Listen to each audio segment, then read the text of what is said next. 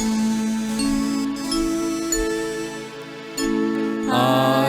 दिन हा आनंदाचा।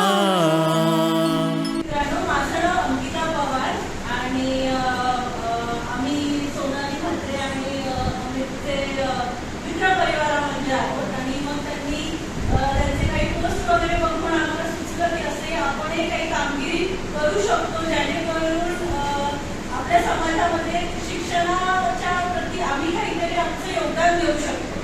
तर जसं सरांनी सांगितलं, शिक्षण हे किती महत्त्वाचं आहे आणि जसे ते धडपड करून ते त्यांचे मित्रपरिवार शिकले, ते शिकले म्हणून आम्ही त्यांची मुलं शिकलो, आम्हाला शिक्षणाचं महत्त्व कळालं आणि ते फक्त शिक्षणाच्याच याच्यावरती आम्ही एवढे पुढे आलो। काही स्ट्रगल आम्हालाही झाले, तर शिक्षण किती महत्त्वाचं आहे हे आम्ही आमच्या आईवडिलांकडून शिकलो, बघितलं आणि आज जे काही आहे ते शिक्षणामुळेच आहे। त्यामुळे मी तुम्हाला सांगू इच्छिते की तुम्ही परिस्थिती काहीही असू दे, कितीही कठीण असू दे, शिक्षण तुम्ही कधीही सोडू नका।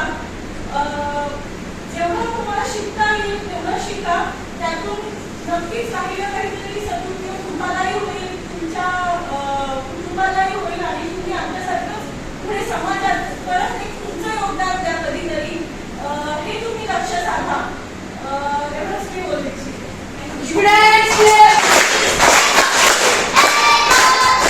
महत्वाचा असतो, शिक्षणाबद्दल आता महत्वाचे असते। एक बोलता बोलता खरी गोष्ट की ज्यावेळी आई वडील स्ट्रगल करतात त्यांच्यातनं ज्यावेळी घडतं आणि त्याचं ज्यावेळी बघतो त्यावेळी अशी मंडळी घडते। ही गोष्ट तुम्ही बोलता बोलता माझ्या लक्षात आलं की मुलं मध्ये शिकतात की त्याच्या लक्षात आलं की नाही, आपले आई वडील आपल्याला चांगलं नाही करत, पण आई वडील काय स्ट्रगल करतात हे झालं यांचं बोलणं। तुम्ही तुमच्या आई वडिलांचा विचार करा, शिकायचं असेल तर तुमच्या आई वडिलांचा विचार करा, तुमच्या आई वडील काय करतात विचार करा। आणि मग ते जर करून तेवढी मेहनत करून घाल घालून जर तुम्हाला शिकवत असतील, तुम्हाला जे काय पाहिजे ते आणून देत असतील आणि त्या वस्तूचा त्या पैशावर तुम्हाला परत विचारतात की तुम्ही मोठे झाल्यानंतर काय व्हाल, तुम्ही आज ती चांगली शब्द सांगतात काय काय होणार ते, पण ते